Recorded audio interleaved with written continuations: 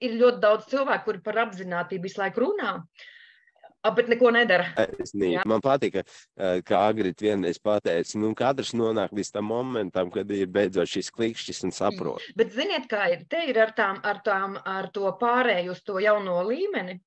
Ir tomēr tā, ka šis ir eksāmens. Viņš ir katra cilvēka lielais gala eksāmens.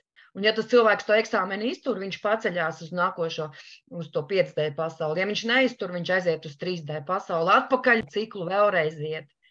Ja, tur ir tas, bet katrs apzināti izvēlās, vai apzināti vai neapzināti izvēlās savu. Strādājam ar savu apzinātību un kā tas īstenībā notiek? Tā transformācija jau notiek tad, kad mēs pārsniedzam šos savus pašreizējos kaut kādus ierobežojumus, kaut kādus pagātnes vecos modeļus, tāpat tās viņi mūsos ir iekšā, un kaut kādus veco uzskatu paliekas, kas arī vēl ir mūsos iekšā, un atklājam savu īsto patieso potenciālu. Tas ir tas mūsu darbs, ar to mēs šeit arī nodarbojamies, un tas arī ir tas super foršais, kas man sagādā kolosālu baudu.